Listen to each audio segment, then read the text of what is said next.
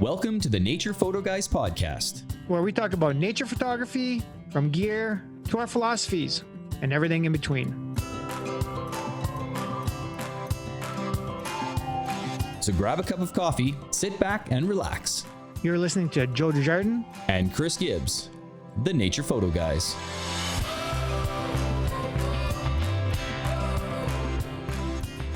Hey guys, welcome to this week's episode. Today we're going to talk about our camera gear, what Chris and I shoot, and we're going to answer a few questions from last week's episode. So Chris, what do we got here? Yeah, so we got a couple questions. One from Ben in the UK, actually, Joe, international listener. Super cool, man. Right on. Absolutely.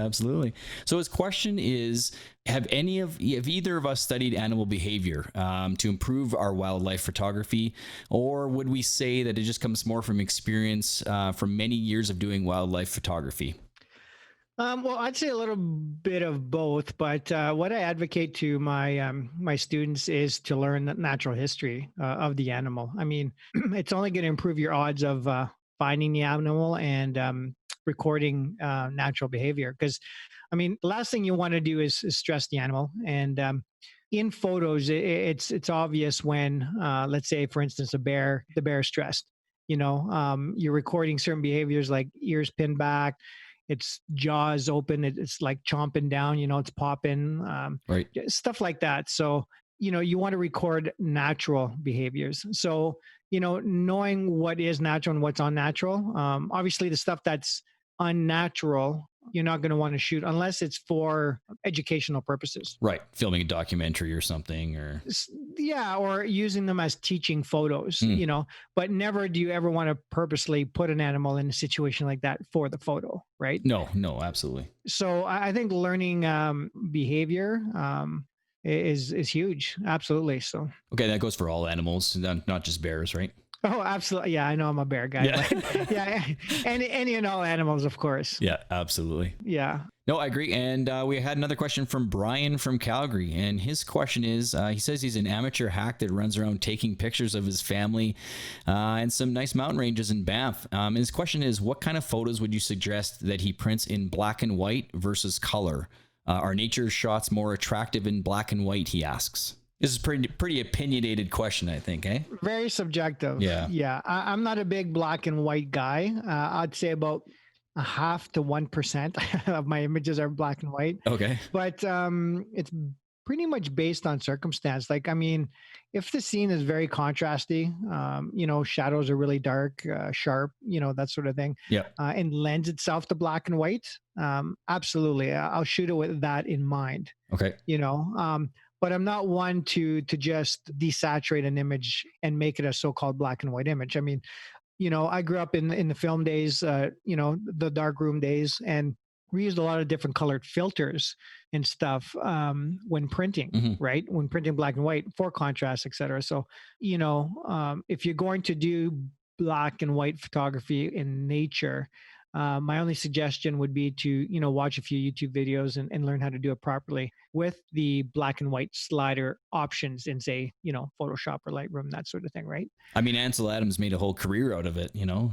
Well, exactly. Who's he? Yeah. No, just kidding. Who's that guy? Some black and white photo guy. Yeah. Yeah, absolutely. I don't know if that answers this question or not, but what are your thoughts on that? Yeah, I agree. I mean, I'm not going to sit, you know, for an hour in golden hour taking pictures and changing it to black and white, right? I want to have those colors pop. So, you know, I do find though sometimes my winter shots, you know, the snow, the trees, you know, without leaves on the trees, everything kind of looks black and white at times as well. So I tend to sometimes make those black and white, truthfully. Absolutely. When the scene is kind of monochromatic like that, absolutely. You know, it lends itself to black and white. I mean, I have a buddy of mine that shoots color, but prints a lot of his wildlife stuff in black and white. Oh, okay. And sells his work, you know, in galleries and that sort of thing. So it's really, I think, up to the individual. So are those more environmental shots or more portrait type, you know? Both, eh? Okay. Both. Absolutely. Yep. So I think it just lends itself to your own personality, what you like and what you enjoy doing, I guess. Like I said, so subjective. It's really hard to tell, I guess. Yeah. I mean, at the end of the day, to me, I mean, you know, if you edit it and it looks good in black and white or color and you like it one way or another, print it the way you like it, I guess, right? Absolutely. Yeah. You're the deciding factor, right? So at the end of the day, as long as you're happy with it and it's going to be hanging on your wall, then, Yeah, you betcha. So Chris, we're going to talk about camera gear, like we said in this episode. Yep. So what are your systems? Well, so since 2013, I've been shooting Canon. Well, I've always been shooting Canon, truthfully, most of my career here. I started with I mentioned the first episode, started with the Olympus way back before I got serious into it. Then I went with the Rebel. But yeah, since 2013, I've been shooting a Canon 5D Mark III full frame. And then a few years later, I actually talking to you, we're looking for some wildlife suggestions, and you suggested Canon 7D Mark II at the time, which is a crop sensor camera, right? Oh yeah, that's a great body. Yeah. Yeah, so those are the two main photo bodies that I use. So what do you have for lenses, with that Canon gear? So for the lenses, I have the wide angle lens. I have a 16 to 35 Mark II. Mm-hmm. I shoot that. I have a 24 to 70 Tamron I've been using. Okay. Let's see. I had a 24 to 105, but I got rid of that. I found the 24 to 70 was 2.8, so I like that range for that for sure. And then, but my main wildlife lenses, I have a 70 to 200 2.8 and a 100 to 400. The new 100 to 400. Nice. Yep, Mark II, I believe is what it is. So yeah, that 100 to 400, the version 1, I had a really hard time adjusting to the push-pull zoom. Yeah, the push-pull is weird, I think. Yeah. Well, you know what? It isn't, because, I've been shooting for about 30 years and that's all we had back in the day. Oh, is it? Okay. Yeah. But you kind of get spoiled with, the current zooms, right? Yeah. You twist the zoom, and then all of a sudden this push-pull comes out of nowhere again. I'm like, what? Yeah. So I was happy to unload that one and get to the 400 version 2. So for sure. Yeah. And I do have an extender too. I have a 1.4 times extender that I use. So, putting it on my 70 Mark II with the 1.4 extender and the 100 to 400 gets me a great distance. Unfortunately, by the time I'm far in, I'm shooting like f8, and it's, I'd rather the 500 mil f4, I believe is what you have for the quality, but it's a little expensive for me. Yeah. Well, you're shooting at about 900 focal length. Yes, that's right. Yeah. When you stack all that, actually it's 896. So 900 effective focal length. That's pretty wild for wildlife photography in general. But like you said, with the 1.4, you're losing a stop. So from 5.6 to 2.8, or from 5.6 to f8. Yeah, you're right. So yeah, absolutely. So, it's so far in the distance that, I still think the quality and the focus on the subject is still good. It still tends to give what I'm looking for, but it's not a 500 mil f2.8 or f4 by any means. So yeah, exactly.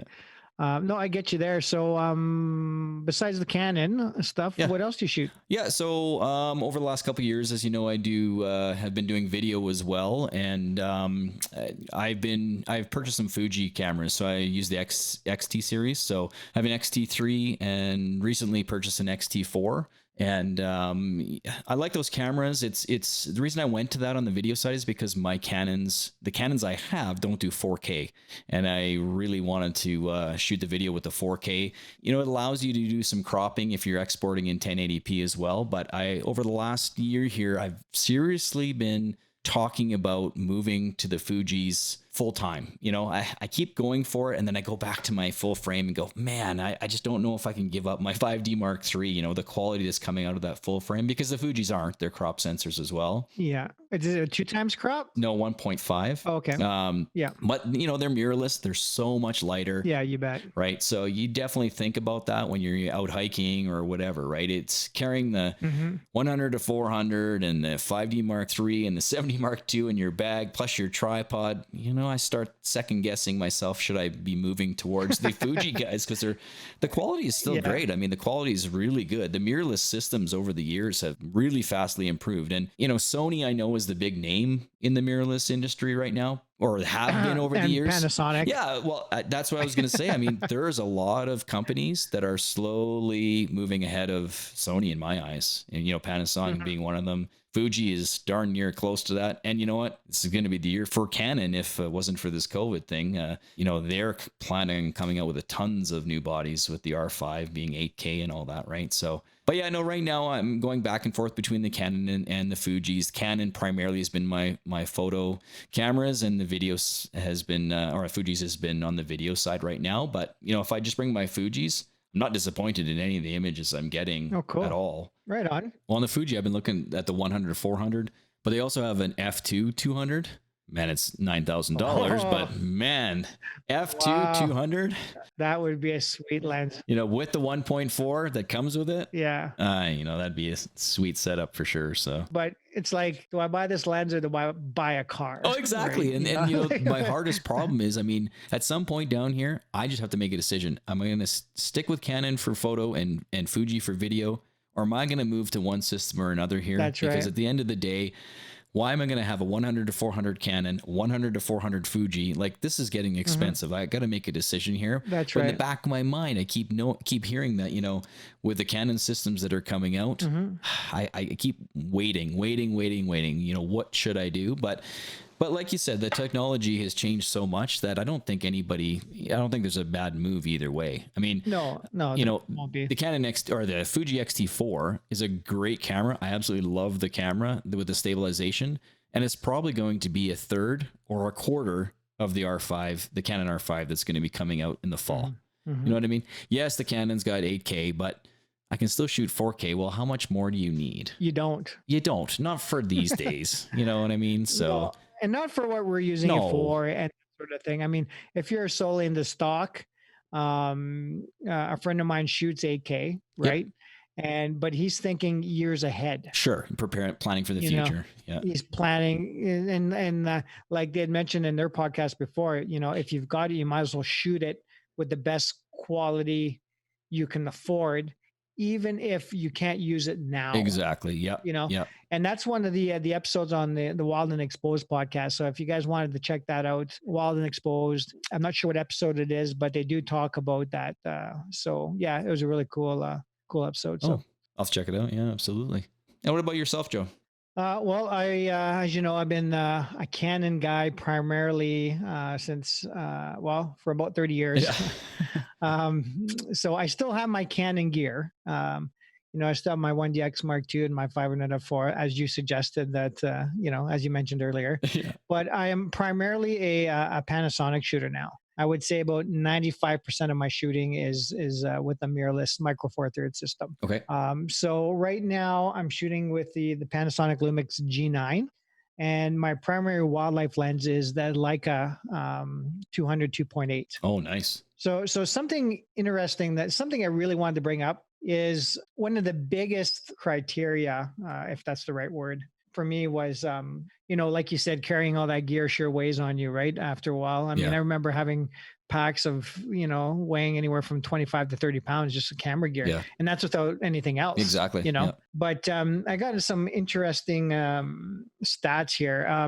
I just wanted to compare that Canon 1DX Mark II with a 500 f4 and the 1DX being a full frame. Mm-hmm. So it's given me an effective focal length of 500, right? Yep. Okay.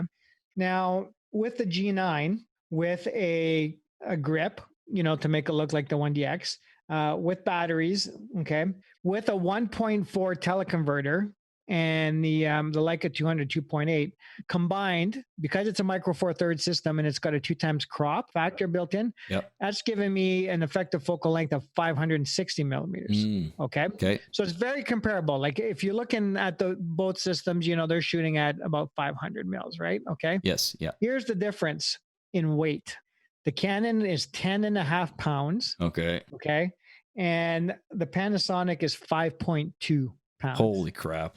So basically half. That is unbelievable. Okay. Wow. So with a combination of in-body stabilization and lens stabilization, Yeah. I have about 6.5 stops there Oh, wow. of IS. Okay.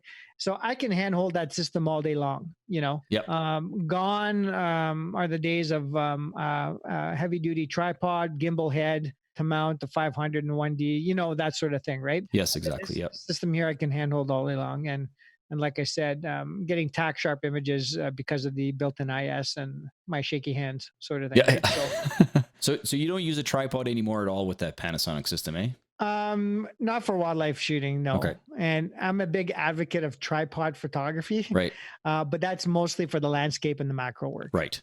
Yeah. 'Cause any long You know. exposure, obviously, you're putting it on a tripod, obviously. That's right. That's right. But I don't shoot that system off a tripod anymore for wildlife. No. There's just no point. And it's very freeing. Well, can you imagine hand holding your other system as much as, you couldn't get the shot? I did. I know you did. I've seen you do it. But holding it as long as you do your Panasonic, I don't think so. I did. And, the other advantage too is I'm kind of known as the knee pad guy. Yes, right? you are. I've actually had people recognize me in the field.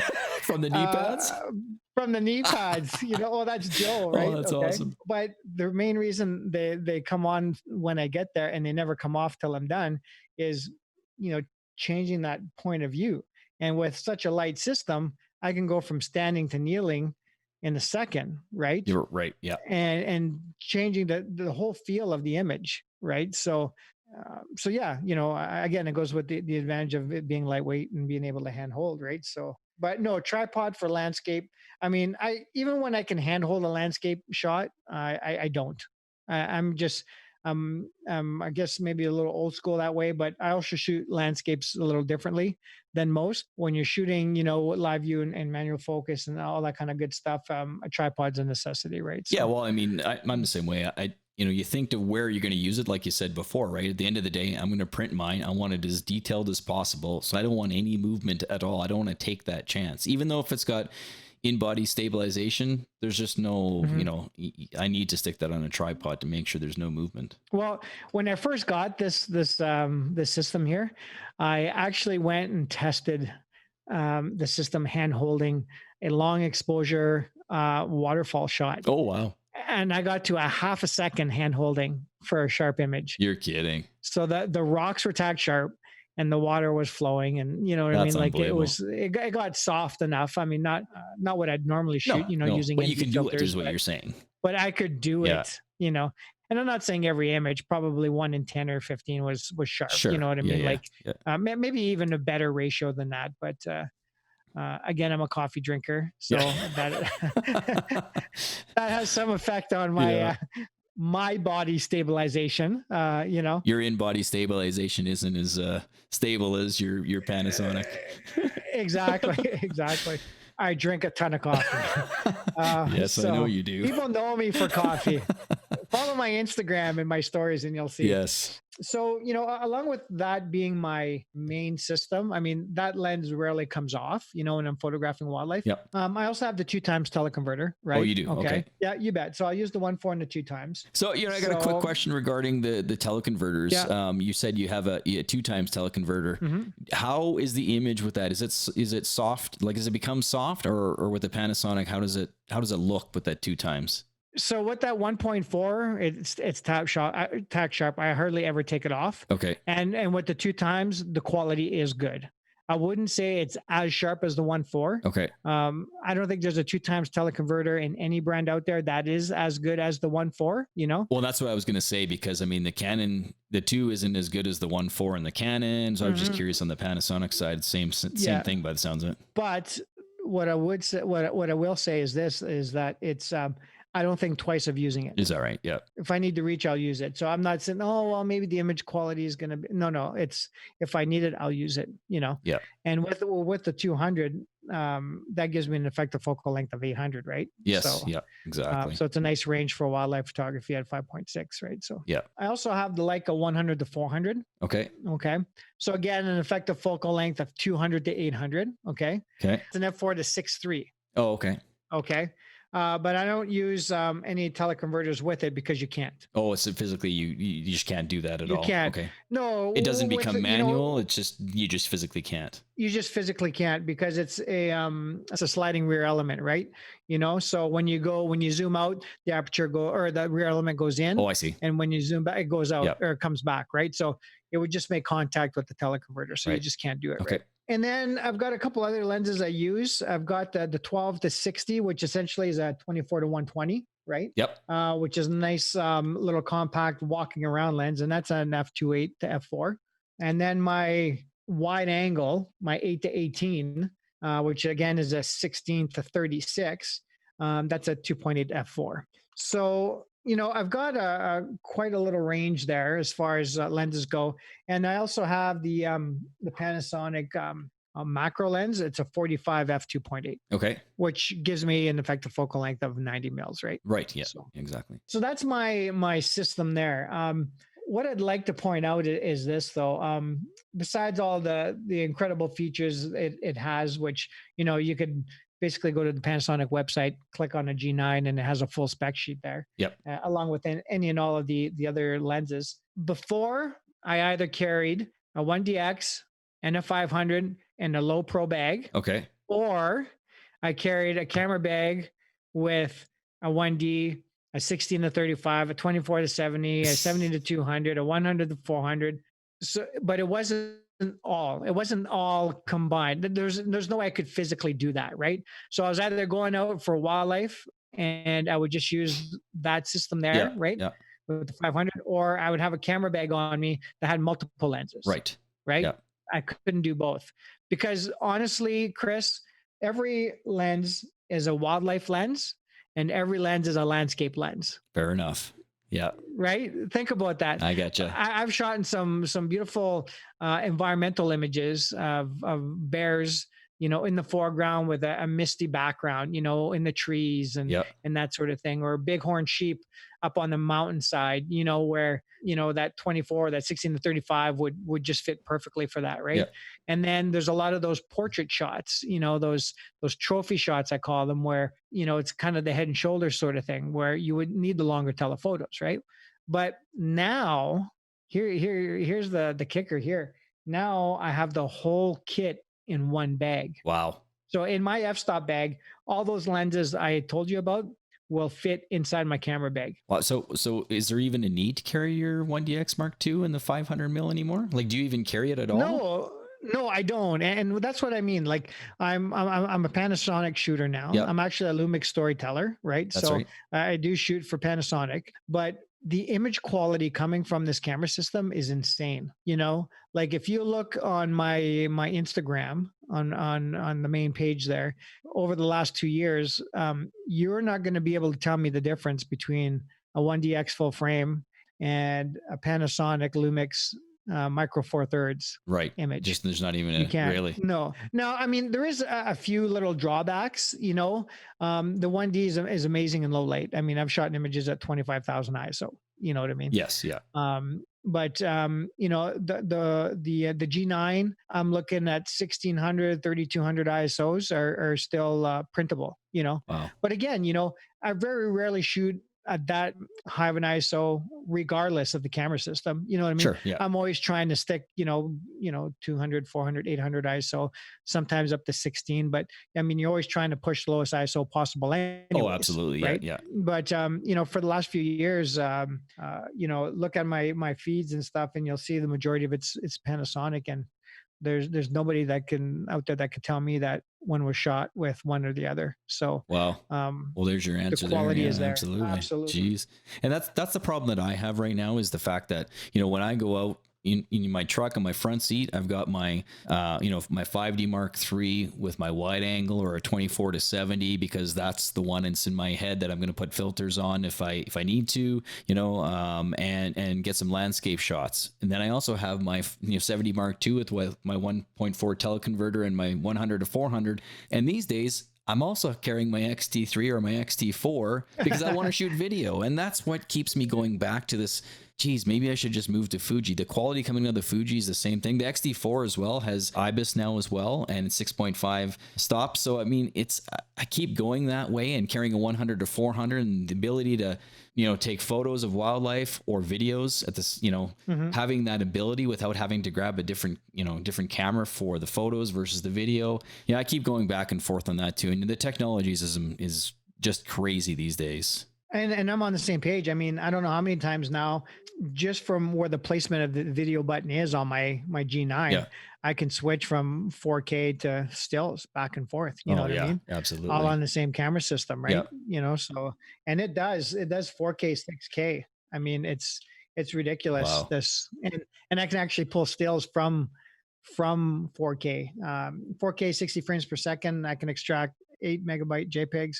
And 6K at 30 frames per second, I can extract 18 megabyte files. Yeah. So, I mean, at the end of the day, if you're doing video, you can still get a shot out of there, right? So exactly. So, I mean, that's how insane this technology is, right? I mean, yeah, I just don't have a need for the Canon stuff anymore. Yeah, and it's just so good right now. And that's in the back of my mind though. I mean, as I'm leaning towards the Fuji more and more every day, and the fact that I still love the quality that comes off the 5D Mark III. I never did get the 4. I didn't upgrade to that one, but the landscapes that I print and sell look beautiful. But the more and more that I'm doing some more pano stitching and whatnot, you don't need the high end. When I stitch 14 images together, the quality front to back, it's the detail in those images when they're printed. It doesn't matter if it's a full frame or you're stitching or whatever. I mean, the quality for me is still there. No, you're not when you're stitching. Absolutely. And don't get me wrong. I mean, like, all this technology is great, but I'm still printing and selling images shot on my 5D Mark II. Okay. Yeah. Full frame. Yeah. 10 megabyte, I think it was back then. Right. Yeah. And tack sharp. I mean, I'm looking at a grizzly bear sitting up in the woods in Kananaskis. It's a big canvas on my wall, and it was shot with my 5D Mark II. Sure. I mean, it's always great to talk gear and specs and you know what I mean, comparing this to that and, which is better. But, there's a couple of things you got to remember. Like, what's the end game for your images? If it's social media, then your iPhone's great. Oh, yeah. You know what I mean? Like, that sort of thing, right? There's great iPhone photographers out there too, right? Yeah, exactly. In the end, it's really all about the photographer, though. Right. Like, really think about that, guys. I mean, if you put any camera in a competent photographer's hand, they're going to come away with quality images. Absolutely. You can have all the gear in the world, and you could, if you don't know how to shoot it, you're gonna end up with crap, right? And I see it all the time. And I mean, I've watched a couple of YouTube videos where they've given a professional photographer a camera system that's $200, and they've given the amateur photographer a $3,000 system, and it's not even close. Yeah, absolutely. It's not. Yeah. It's not. And the other thing too, I mean, with all these bells and whistles, in the end, realistically, I'm still only shooting an aperture priority or manual, continuous or autofocus, because it's primarily at wildlife. Absolutely. Using exposure comp, ISO, white balance. I mean, it's still a basic camera. Right. It's the same buttons have been on a camera for exactly decades, right? Exactly. So in the end, everybody just remember, I mean, it's nice to talk about gear and stuff like that, but practice the art, photography and get better at seeing, composition, light, and in the end, everything will turn out fine, right? So, absolutely. I mean, at the end of the day, get out, take photos, learn, take thousands of photos. I mean, I'm going to steal one from Gretzky. You miss 100% of the photos you don't take, right? So exactly. Twist that to photography, but just get out and shoot and learn and get some critiques. That's another thing too. I mean, I really encourage that. Like, pass your photos on to your friends, your photo friends, and because I'm being realistic here. If you send a picture to your mom and dad, they're going to say, "Oh, it's a great picture. I love it." Right? Okay. Of course they will. Of course they will. Well, they better. No. Yeah. Well, that's it. Right? If mom, you're listening. Yeah. But if you send it to a fellow photographer and ask for constructive criticism, I'm pretty sure he'll give it to you, or she'll give it to you, you know. And be prepared for it, because it may not be the nicest thing you've heard. Yeah, I mean, and you know, if you do it constructively, then everybody will learn from it. Because I learned a lot too from looking at photos. You know, Oh, absolutely. Yeah. never would have thought of shooting it this way or that way, or oh, that's a nice play on light, or you know, that angle of view is cool. You know, that point of view is different. You know, that kind of thing. Oh, absolutely. So yeah, I mean, just get out there and enjoy it. I mean, that's what nature photography is all about, right? I mean, there's days where I come back with no images, to be honest with you. I mean, I don't shoot just for the sake of shooting. If I find something interesting, absolutely. But there's times where I go out and never taken an image, and but I still had a great day.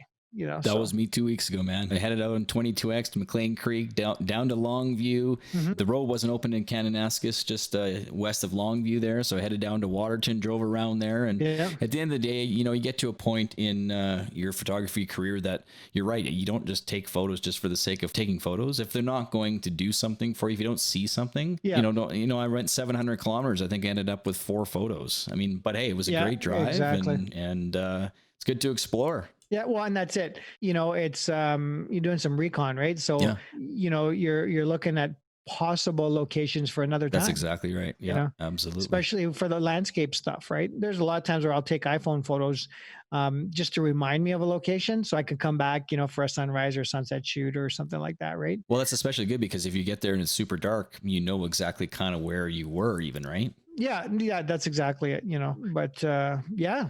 Well, hey, this was a good episode too. You know, I know we did ramble on a bit. Hey, we love to talk about cameras, right? Well, and that's it. And this is what you're going to get in future episodes. It's just basically a coffee talk, right? We're going to sit here and shoot the shit about anything and everything to do with cameras and nature photography, right? So, and as always, you know, if you guys have any topics you want us to talk about, or if you want to have any questions, send them our way. Just like Ben and Brian, they sent us some questions, and so we'd love to hear what you have to say, and not only about any topics, but you know, what you want to hear in future podcasts as well. That's a good one. Yeah, I'd like to bring that up. That if you have any future suggestions for episodes, that would be great. I mean, we've got our list a mile long, but anything you want to hear specific is welcome. So. All right. Don't forget to rate us and subscribe to us on Apple Podcasts. Send us your emails at info@thenaturePhotoguys.ca. Thanks, everyone, for listening. Next episode, we're actually going to continue on, and we're going to talk about camera accessories, the extra things we carry in the field. There's a lot of them. Yeah, you betcha. That's a whole other bag in itself. Absolutely. Could be a long episode, Joe. Yeah, you betcha. Thanks, everyone. Bye for now. You've been listening to the Nature Photo Guys podcast. If you have any questions, contact us at info@thenaturePhotoguys.ca or message us on Facebook and Instagram at the Nature Photo Guys podcast. Make sure you listen to all our new episodes on www.thenaturePhotoguys.ca or visit your major podcast providers, including Apple Podcasts and Spotify. We'll catch you next time on the Nature Photo Guys podcast.